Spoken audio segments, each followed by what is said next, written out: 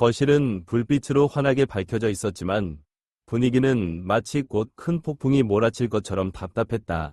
테이블 위에는 차와 과일이 그대로 놓여 있었고 아무도 손대지 않았다. 사람들은 테이블 주위를 둘러싸고 앉아 있었는데 각자의 표정은 달랐지만 모두의 시선은 한 사람에게 집중되어 있었다.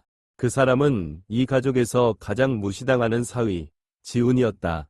지훈은 테이블 끝에 앉아 조용히 다리를 가지런히 하고 손을 올려놓은 채 침착한 표정이지만 깊은 생각에 잠긴 눈빛을 띠고 있었다. 그의 맞은편에는 맏형 상호가 팔짱을 끼고 의자에 기대어 앉아 날카로운 눈빛으로 지훈을 바라보며 도전하듯 응시하고 있었다. 이제 확실히 결정을 내려야 해. 어머니도 점점 나이가 드시고 이 집도 낡아가고 있잖아. 팔아서 돈을 나눠 가지는 게 맞아. 반대하는 사람이 있어? 상호의 단호하고 위압감 있는 목소리가 방 안을 울렸다. 무슨 반대야? 이 의견이 합리적이지 않아? 이 낡은 집을 왜 계속 갖고 있어? 무너지기라도 하면 어머니까지 위험해질 텐데. 며느리 혜진이 조롱 섞인 말투로 말했다. 그녀는 사과를 한 입 베어 물며 지훈 쪽으로 눈길을 던졌다.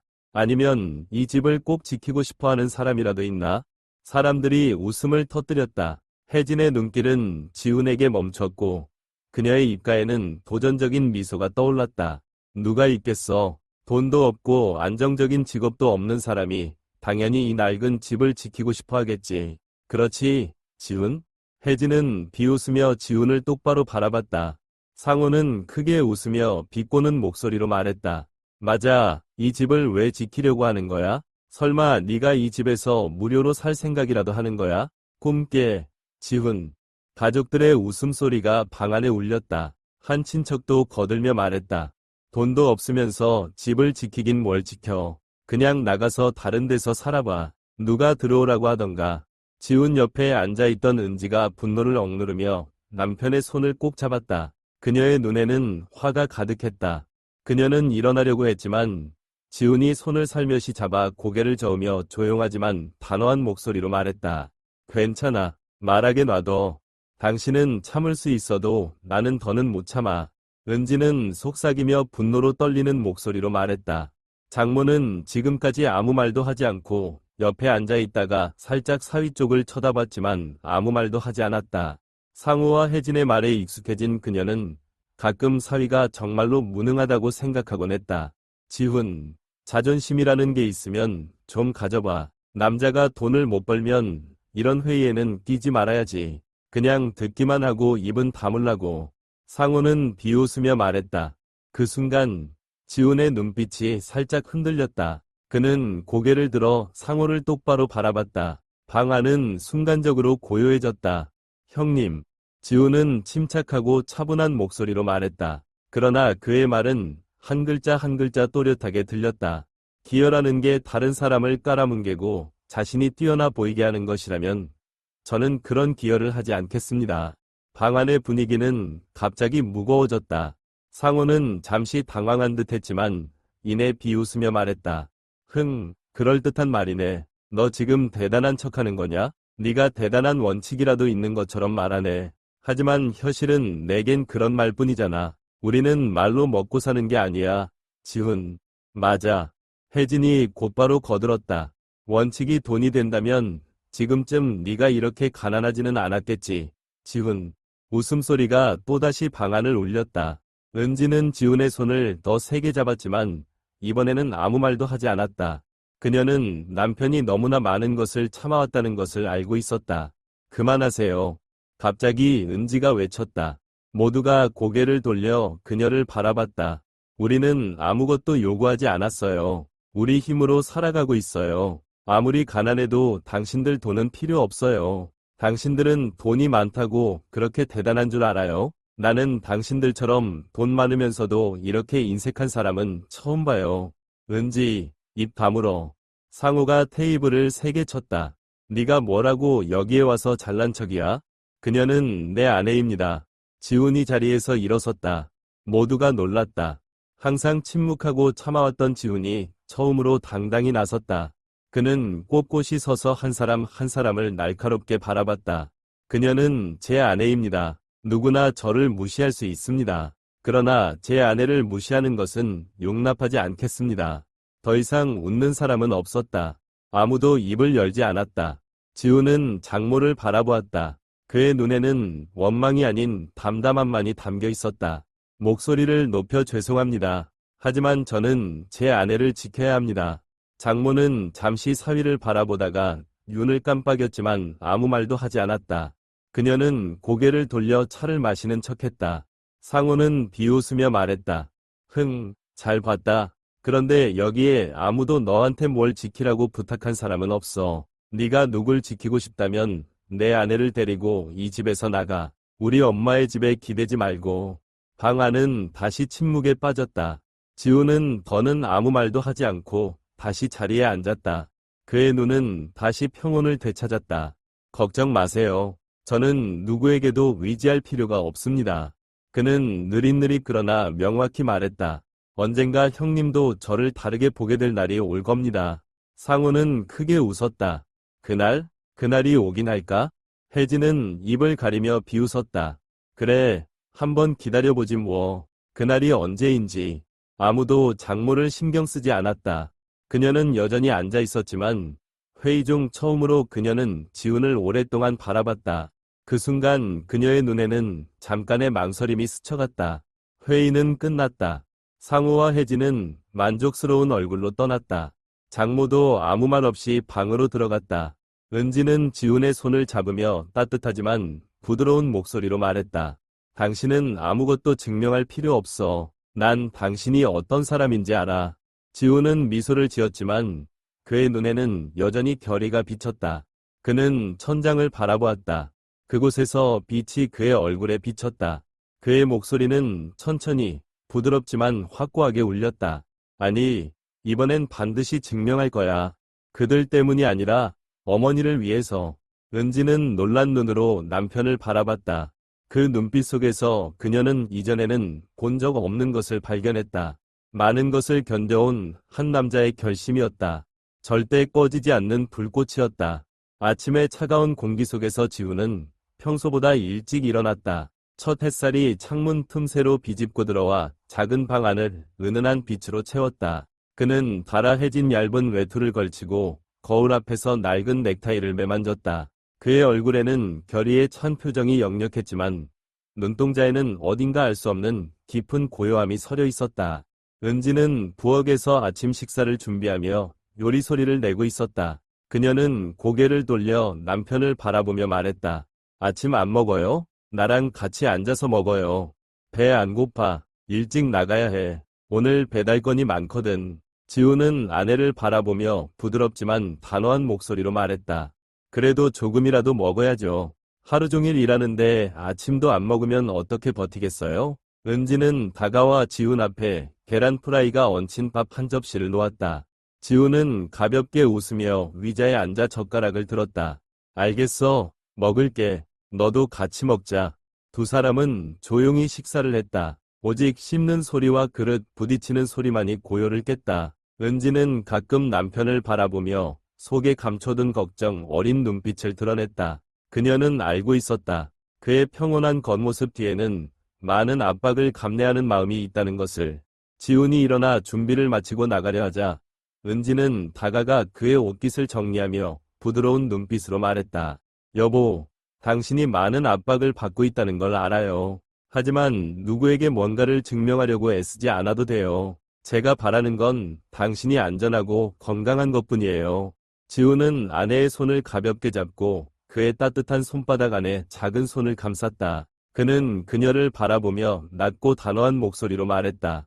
내가 누구에게 증명하려는 게 아니야. 내가 나 자신에게 증명해야 해. 당신이 누구 앞에서도 고개를 숙이지 않도록 말이야. 은지는 아무 말 없이 그의 말을 가만히 받아들였다. 그녀는 알고 있었다. 무슨 말을 하더라도 남편은 자신이 선택한 길을 고수할 것이라는 것을. 집을 나선 지우는 페인트가 벗겨진 낡은 오토바이에 올라탔다. 오토바이는 덜컹덜컹 소리를 내며 시동이 걸렸다. 그는 맑은 하늘을 올려다보며 깊은 숨을 들이쉬고 출발했다.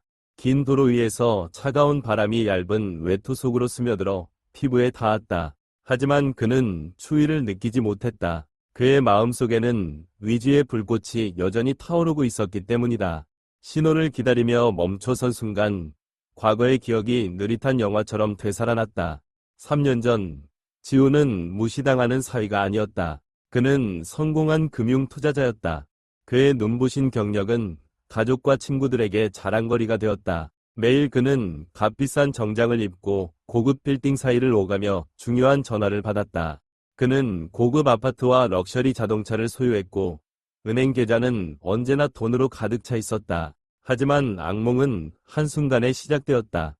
한 번이 잘못된 투자로 그는 모든 재산을 걸고 한 신생기술 회사의 주식에 투자했다. 그 회사는 업계에 혁신을 일으킬 것이라고 장담했지만 이는 사기였다.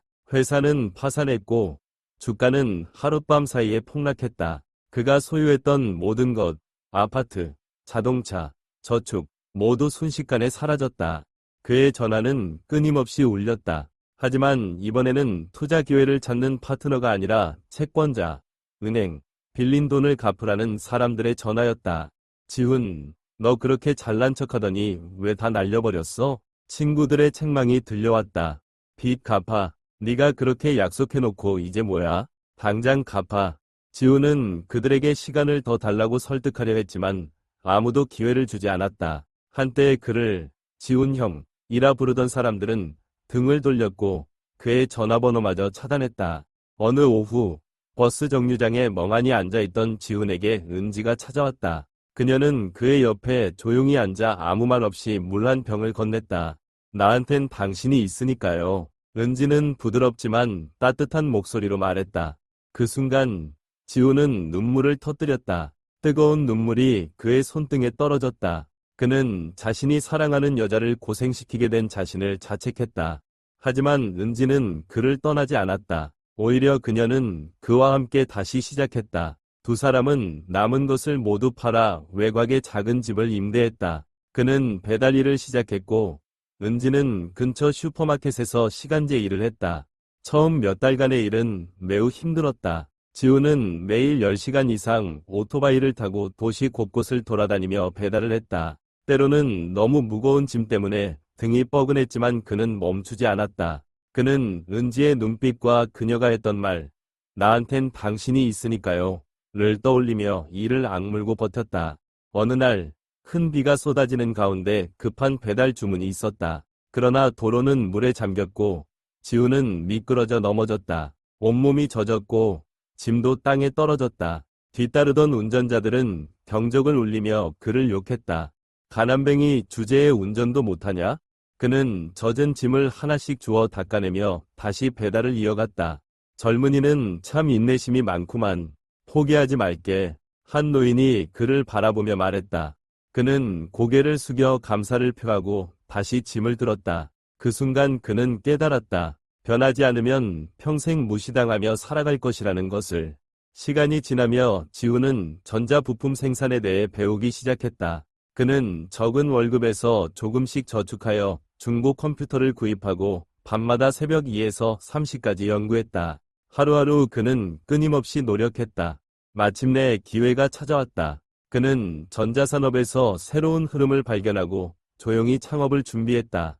처음에는 작은 부품 공장으로 시작했지만 끈기의 결과로 일본 파트너와 첫 대형 계약을 성사시켰다. 지금 3년이 지난 지금 그는 더 이상 빈손이 아니다. 비록 그의 회사는 아직 작지만 그것은 그의 땀과 눈물 그리고 불면의 밤들이 만들어낸 성과였다. 낡은 오토바이는 창고 앞에서 천천히 멈췄다. 지훈은 헬멧을 벗고 더 이상 패배자의 눈빛이 아닌 자신감을 지닌 눈으로 앞을 바라보았다. 기다려라, 상호. 그는 낮고 결의에 찬 목소리로 중얼거렸다. 날 무시했던 날들이 곧 끝날 거야. 그는 창고로 들어가 새로운 하루를 준비했다. 하지만 이번에는 그의 마음속 불꽃이 그 어느 때보다도 강렬하게 타오르고 있었다. 거대한 집의 넓은 거실에서 혜진은 소파에 다리를 꼬고 앉아 오렌지 주스 잔을 손에 들고 여유로운 자세를 취하고 있었다. 그러나 그녀의 눈빛은 냉혹하고 계산적인 기운을 띠고 있었다. 그 옆에는 상호가 휴대전화를 만지작거리며 가끔 이마를 찌푸렸다. 마치 중요한 일을 생각하는 것처럼 보였다. 여보, 이번에는 지훈을 완전히 입 다물게 해야 해.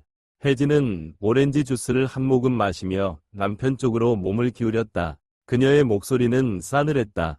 상호는 고개를 들고 눈을 가늘게 뜨며 아내를 바라봤다. 걔가 무슨 말을 한다고 그래? 가족 회의 때마다 쥐새끼처럼 조용히 있잖아. 신경 쓸 필요 없어. 아니야. 요즘 들어 걔가 뭔가 달라진 것 같아. 예전 같지가 않아. 혜진은 다리를 바꿔 꼬며 오렌지 주스 잔을 테이블에 내려놓았다. 그녀의 목소리는 점점 심각해졌다. 여보는 못 느꼈어? 지난번 회의에서 예전엔 고개 숙이고 침묵만 지키던 애가 이번엔 무언가 다르더라. 마치 무언가 하려는 사람 같았어. 상호는 휴대전화를 내려놓고 팔짱을 끼며 미간을 찌푸렸다. 무슨 말이야? 걔는 가진 것도 없고 돈도 없잖아. 대체 뭘 할 수 있겠어? 바로 그거야. 가진 게 없는데도 여보를 똑바로 쳐다봤잖아. 그래서 난 이상하다고 느낀 거야. 혜진은 남편 쪽으로 몸을 기울이며 눈빛을 날카롭게 빛냈다. 오랫동안 조용히 있던 사람들이 갑자기 폭발하는 경우가 많잖아. 나는 걔가 계속 참을 거라고 생각하지 않아. 그래서 어떻게 하자는 거야? 더 강하게 눌러야 해. 절대 걔가 고개를 들지 못하게 해야 해. 혜진은 냉소적인 미소를 지으며 도끼를 감추지 않았다. 이번에는 완전히 창피를 줘서 가족들 앞에서 얼굴도 못 들게 만들어야 해. 다들 걔를 기생충이라고 생각하게 만들어야지. 상호는 비웃으며 입꼬리를 올렸다. 간단하지. 다음 회의에서 시작부터 그놈을 못 움직이게 만들어야겠어. 입을 열려고 하면 바로 차가운 물을 끼얹어야지. 그거야. 만약 걔가 입을 열면 지난번에 어머니 돈을 내지 않은 걸 들춰내. 그리고 똑바로 말해. 돈 없는 놈은 말할 자격도 없어. 이렇게 말이야. 혜진은 만족스러운 미소를 지으며 눈에 장난스러운 빛을 띄웠다. 게다가 만약 반박하려고 한다면 걔가 아내에게 의지해서 살고 있다는 걸 꺼내. 그러면 다들 우리 편이 될 거야. 넌 참 머리가 잘 돌아가는구나. 상호는 의자에 기대며 팔짱을 낀 채 고개를 끄덕였다. 그럼 이번엔 그놈이 다시는 큰 소리 못 치게 해보자고. 걱정 말아요. 내가 불을 붙이기만 하면 누군가는 분명히 따라올 테니까. 혜진은 눈썹을 살짝 올리며 비웃었다. 우리한테 이모가 있잖아요. 화 이모는 오래전부터 지훈을 싫어했잖아. 내가 몇 마디만 던지면 바로 우리 편에 설 거야. 하하, 맞아. 화 이모는 원래 가난한 놈들을 싫어하잖아. 이모가 입을 열기만 하면 가족들이 다 동조할 거야. 상호는 만족스러운 듯 크게 웃으며 말했다. 둘이 웃고 있는 사이 방문이 갑자기 열렸다. 은지가 쇼핑백을 들고 들어왔다. 그녀는 묘한 분위기를 느끼고 살짝 눈살을 찌푸렸다. 두 분, 뭐가 그렇게 재미있으세요? 은지는 가까이 다가가며 두 사람을 의심스러운 눈길로 쳐다봤다. 가족 얘기야. 신경 쓸 필요 없어. 혜진은 달콤한 미소를 지었지만 눈빛은 여전히 날카로웠다. 그나저나, 은지야, 내 남편 요즘 많이 바쁜가 보네? 들으니까 하루 종일 배달만 한다던데 집에 들어올 시간이 있긴 해. 우리 남편은 열심히 일하고 있어요. 남 험담이나 하는 사람들보다는 훨씬 낫죠. 은지는 단호하게 대답했다. 혜진의 미소가 잠시 사라졌다. 그녀의 눈이 가늘어졌지만 이내 다시 침착한 태도를 되찾았다. 정말 남편을 감싸주는구나. 하지만 난 네가 속고 있을까 봐 걱정이야. 돈 못 버는 남자는 아무리 열심히 해도 가치가 없다는 걸 알았으면 좋겠어. 그만하세요. 혜진 언니. 은지는 차가운 목소리로 말했다. 언니가 무슨 자격으로 내 남편을 그렇게 말하는 건데요? 남편은 언니한테 돈 한 푼 요구한 적 없어요. 우리 가족의 돈에도 손댄 적 없고요. 남편은 자기 힘으로 돈 벌어서 우리 가족을 책임지고 있어요. 언니는 그런 걸 해본 적 있나요? 분위기가 얼어붙었다. 혜진의 얼굴은 어두워졌지만 반박하지 못했다. 그만해, 은지야. 그렇게 날카롭게 말할 필요는 없어. 상호가 나섰다. 그의 목소리는 다소 부드러웠지만 눈빛에는 여전히 불쾌감이 서려 있었다. 우린 그냥 농담하고 있었을 뿐이야. 가족끼리는 서로 잘 되길 바라는 거 알잖아. 서로 잘 되길 바란다면 서로를 깎아내리지는 말아야죠. 은지는 물러서지 않으며 날카로운 눈빛으로 말했다. 언니 말이 맞아요. 남편은 부자가 아니에요. 하지만 그는 의지와 자존심을 가지고 있어요. 그리고 절대 누구에게도 위지하지 않아요. 가족을 사랑한다는 사람들이 돈 몇 푼 때문에 서로를 헐뜯는 것보다는 훨씬 나아요. 혜진은 벌떡 일어났다. 그녀의 얼굴은 벌겋게 달아올랐다. 은지, 지금 누구를 두고 하는 말이야? 언니가 제 말에 해당하지 않는다면 화낼 이유도 없겠죠. 은지는 태연하게 말했다. 그녀의 눈빛은 칼처럼 날카로웠다. 좋아, 잘났다. 두고 보자고. 내 남편이 얼마나 버틸 수 있나 보자. 나중에 어머니께 얹혀 사는 꼴만은 보이지 마. 혜진은 오렌지 주스를 단숨에 비우고 화가 난 걸음걸이로 방을 나갔다. 상호는 한숨을 쉬며 팔짱을 낀 채 은지를 쳐다봤다. 내 남편한테 잘 가르치라고 해. 가난하지만 착하기만 하면 되는 게 아니라는 걸 알아야지. 남자는 돈이 있어야 말빨이 먹히는 거야. 은지는 대답하지 않았다. 그녀는 오히려 강인한 눈빛으로 오빠를 똑바로 바라봤다. 걱정하지 마세요. 오빠, 우리 남편은 아무도 가르칠 필요가 없어요. 머지않아 모두가 그를 존중해야 할 이유를 알게 될 겁니다. 상호는 비웃으며 고개를 저었지만 속으로는 불쾌함이 스멀스멀 올라왔다. 두고 보자고. 은지의 눈빛은 평온했지만 그녀의 마음속 깊은 곳에는 지훈에 대한 절대적인 믿음이 있었다. 거실의 분위기는 더 이상 비웃음이 아니었다. 대신 곧 닥칠 폭풍을 예감하는 긴장감이 감돌았다. 상호는 방으로 돌아온 혜진을 힐끗 쳐다봤다. 둘은 아무 말도 하지 않았지만 같은 생각을 하고 있었다. 지훈을 반드시 눌러야 해. 그가 무슨 짓을 하든 절대 고개를 들지 못하게 해야 해. 하지만 그들은 몰랐다. 지훈의 마음속에서 불타오르는 불길은 이제 꺼질 수 없다는 것을. 이번에는 아무도 그 불길을 막을 수 없을 것이다. 거실의 분위기는 마치 누군가가 숨통을 조이는 듯 무거워졌다. 모든 시선이 지훈에게 쏠렸다. 한때 그를 멸시하고 비웃던 사람들조차 지금 그의 당당한 모습 앞에서 아무 말도 할 수 없었다. 혜진은 여전히 현실을 받아들이지 못한 듯 이를 악물고 눈에 분노를 띠며 벌떡 일어났다. 네가 잘났다고 우리한테 잘난 척이라도 하려는 거야? 저 서류가 진짜인지 누가 알아? 넌 뭐라고 회사를 운영한다는 거야? 겨우 배달이나 하던 놈 주제에. 맞아, 누가 믿겠어? 뒤편에 앉아있던 한 친척도 거들었다. 요즘 서류 위조는 식은 죽 먹기야. 사기치는 사람이 얼마나 많은데.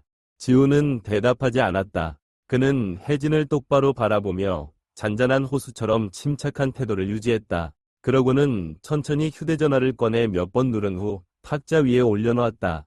믿지 못하겠으면 지금 바로 확인해보세요. 지훈은 낮고도 무게감 있는 목소리로 말했다. 이건 제 회사 소유권 계약을 공증한 변호사 사무실 번호입니다.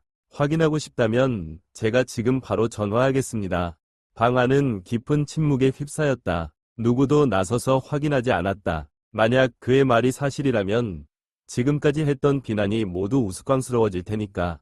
확인할 사람 없습니까? 지훈은 여전히 차분하지만 날카로운 목소리로 물었다. 그렇다면 한마디만 더 하겠습니다.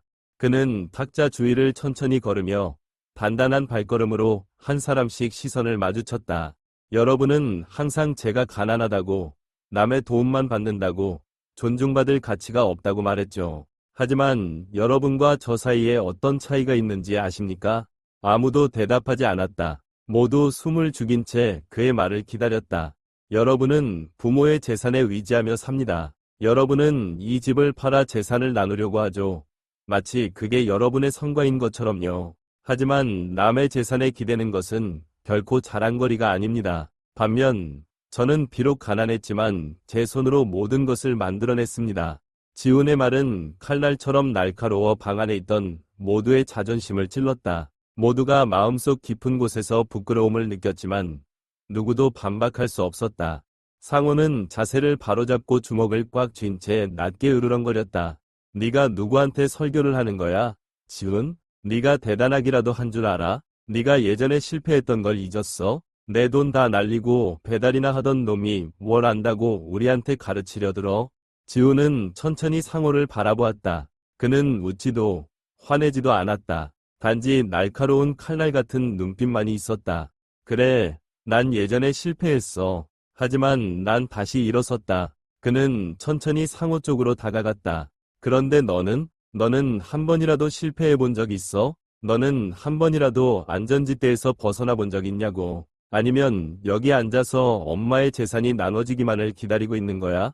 상호의 얼굴이 굳어졌다. 무언가를 말하려 했지만 아무 말도 할 수 없었다. 그는 주먹을 꽉 쥐었지만 이번에는 반박할 수 없어서였다. 할 말이 없나 보네? 그렇다면 내 말을 끝까지 들어. 지우는 상호가 앉아있는 자리 옆에 멈춰 섰다. 그의 눈빛은 여전히 평온했지만 위험이 가득했다.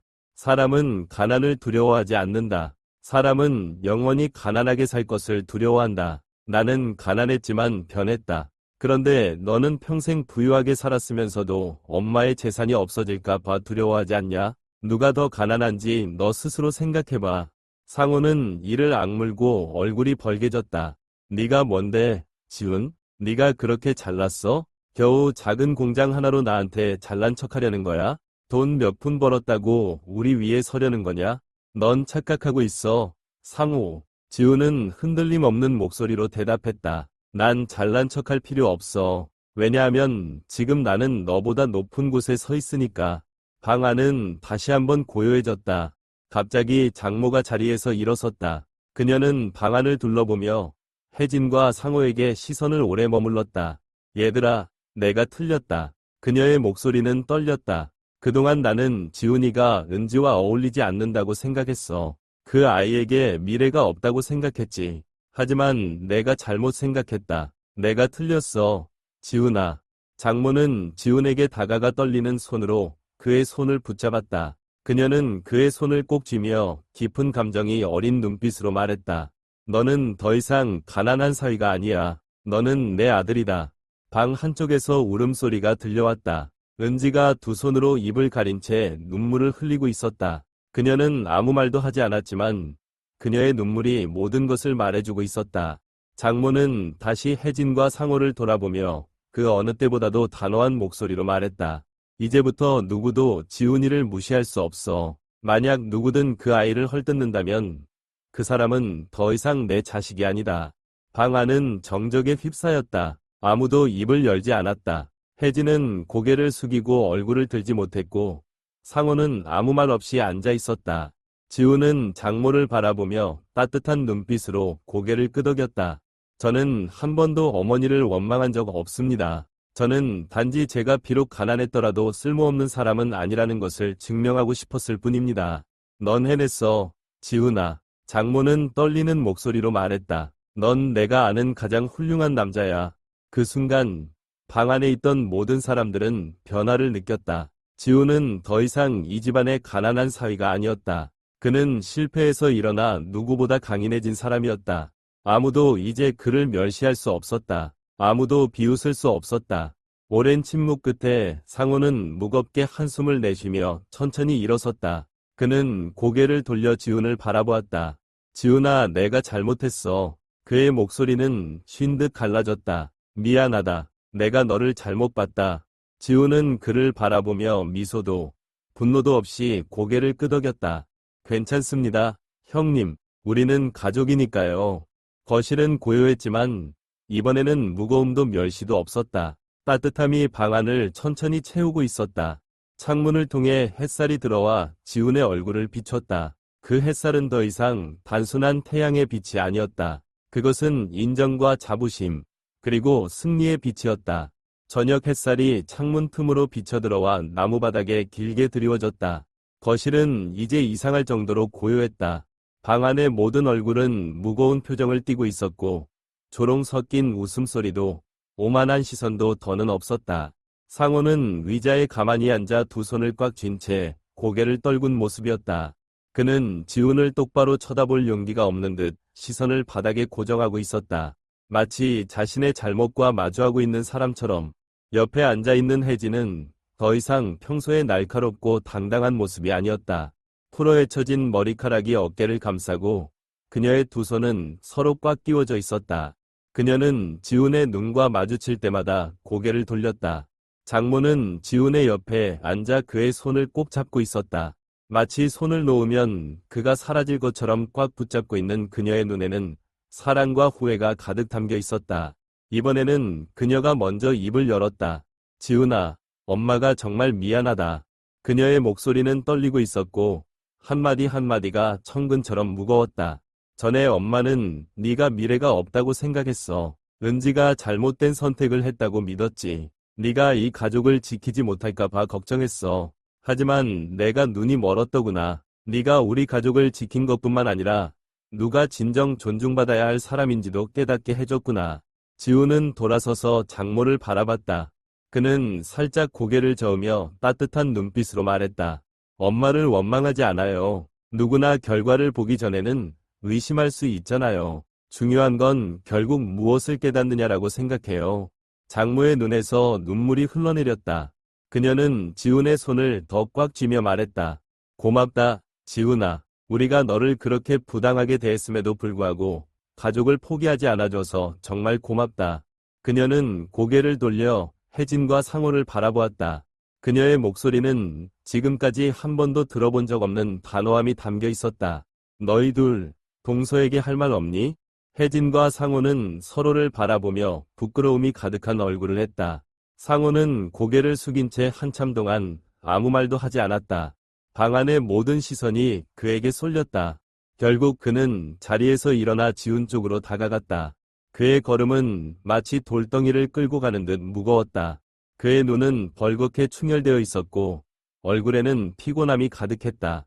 지훈아. 상호는 입을 열었지만 목소리는 잠겨 있었다. 그는 한참 동안 말을 잇지 못하다가 깊이 숨을 들이쉬며 용기를 내어 말했다. 내가 잘못했어. 그의 목소리는 떨렸고 말은 천천히 이어졌지만 그 무게는 방 안에 울려 퍼졌다. 내가 잘못 생각했어. 처음부터 끝까지 난 네가 나보다 못하다고 생각했어. 그래서 널 무시할 권리가 있다고 믿었지. 하지만 이제야 알겠어. 진짜 하찮은 사람은 나였다는 걸. 상호는 허리를 깊이 숙이며 두 손을 모았다. 미안하다. 정말 미안해. 내가 한 말, 내가 내 앞에서 한 행동, 모두 잘못했어. 방 안은 숨죽인 듯 조용해졌다. 항상 거만했던 상호가 누군가에게 이렇게 사과하는 모습을 본 사람은 없었다. 지우는 그를 바라보았다. 그의 눈에는 원망도, 승리감도 없었다. 지우는 다가가 그의 어깨에 손을 올리며 부드럽게 말했다. 형님, 일어나세요. 그의 목소리는 따뜻하면서도 단호했다. 가족의 큰형으로서 누구에게도 머리를 숙일 필요는 없어요. 자신의 잘못을 인정했다면 그걸로 충분합니다. 이제 일어나서 더 나은 사람이 되면 됩니다. 상호는 고개를 들었다. 그의 눈은 붉게 충혈되어 있었고 입술은 떨리고 있었다. 그는 천천히 고개를 끄덕이며 말했다. 고맙다, 지훈아. 옆에 앉아있던 혜진은 눈물을 흘리고 있었다. 그녀는 한 번도 지훈을 위해 눈물을 흘릴 거라고 생각해 본 적이 없었다. 늘 패배자라고 생각했던 지훈. 하지만 이제 그녀는 자신이야말로 진짜 패배자임을 깨달았다. 나도 잘못했어. 혜진은 천천히 자리에서 일어나 지훈에게 다가갔다. 그녀의 눈은 촉촉히 젖어 있었고 손은 떨리고 있었다. 내가 널 무시하고 비웃고 끝없이 깎아내렸어. 내가 너보다 나은 사람이라고 믿었지. 하지만 이제 보니 나는 아무것도 아니었어. 그녀는 깊이 고개를 숙이며 떨리는 목소리로 말했다. 미안하다, 지훈아. 언니가 정말 미안해. 방 안은 다시 한번 고요에 휩싸였다. 아무도 혜진의 변명이나 핑계를 기대하지 않았다. 모두 그녀의 사과를 놀란 눈으로 바라보았다. 형수님, 지훈은 그녀의 손을 살짝 잡으며 부드럽게 말했다. 사람은 누구나 실수할 수 있어요. 중요한 건 그걸 인정하고 고치는 거죠. 형수님은 그걸 하셨으니 그걸로 충분합니다. 혜진은 결국 울음을 터뜨리며 감정을 주체하지 못했다. 넌 정말 좋은 사람이야, 지훈아. 내가 내 형수 자격이 없을 정도로. 그런 말씀 마세요. 지훈은 미소를 지었다. 우리는 가족이잖아요. 장모는 눈물을 닦으며 자리에서 일어났다. 그녀는 지훈, 상호, 혜진을 한데 끌어안으며 말했다. 우리 아이들아, 이제부터는 화목하게 지내자. 더는 서로 다투지 말고 돈이나 집 때문에 싸우지 말자. 집은 단순한 거처가 아니라 우리가 마음을 함께하는 곳이야. 세 사람은 장모의 품 안에서 조용히 눈물을 흘렸다. 방 구석에 있던 은지는 조용히 눈물을 닦으며 미소를 지었다. 그녀의 눈물은 더 이상 슬픔의 눈물이 아니라 기쁨과 안도의 눈물이었다. 오늘 거실에는 창문으로 비치는 햇살뿐만 아니라 모든 이들의 마음속에도 따뜻한 빛이 비치고 있었다.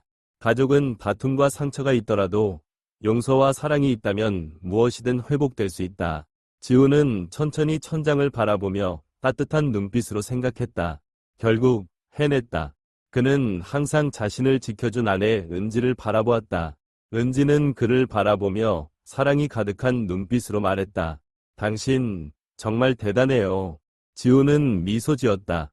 그의 미소는 승리의 미소가 아니라 자신을 이겨낸 사람의 미소였다. 그의 마음속 불꽃은 꺼지지 않았다.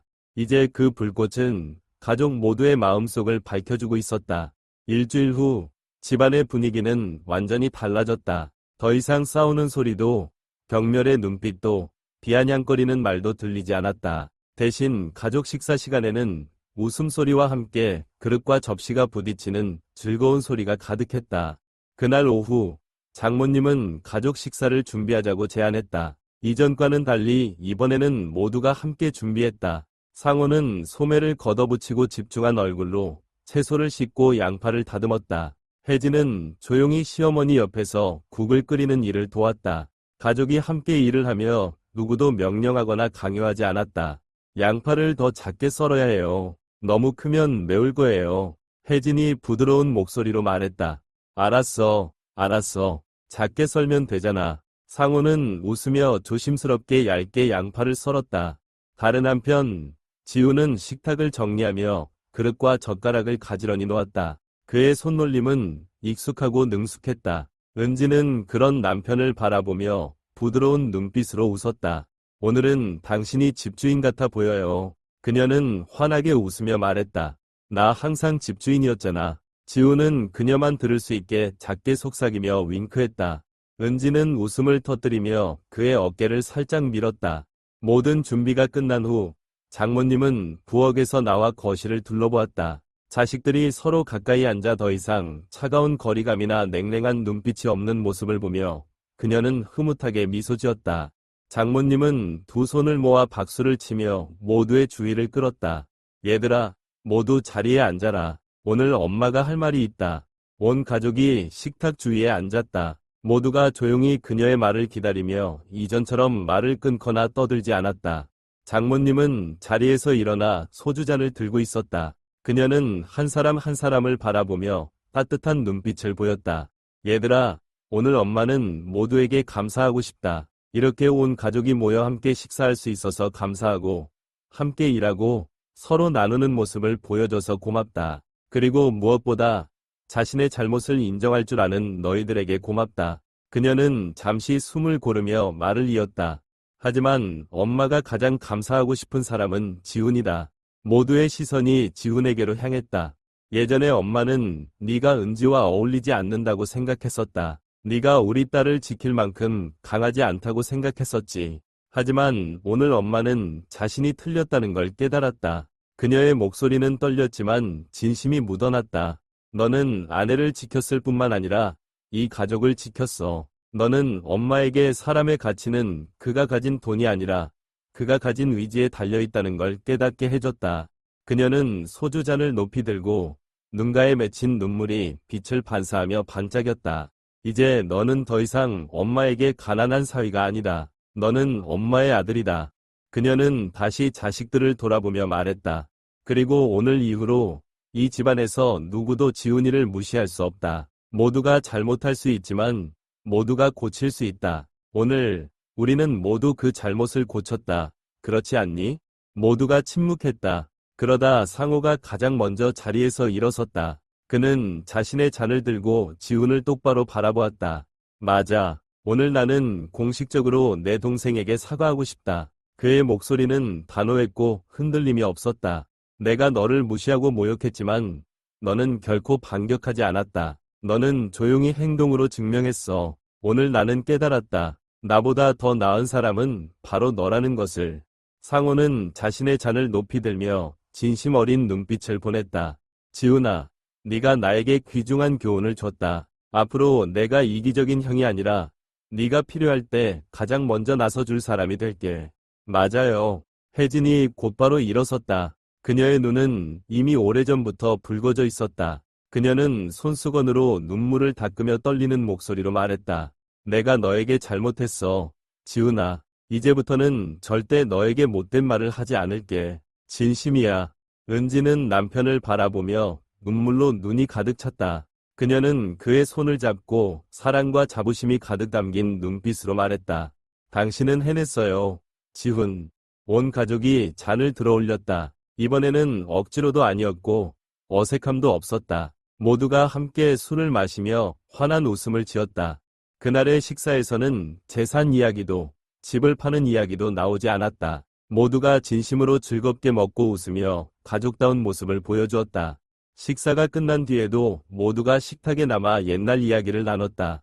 혜진은 어릴 적 장난치다 엄마에게 혼났던 일들을 이야기했고, 상호는 학생 시절 말썽을 부리면서도 엄마에게 귀여움을 받았던 이야기를 했다. 모두가 웃고 떠들며 과거의 부유함이나 가난을 더 이상 언급하지 않았다.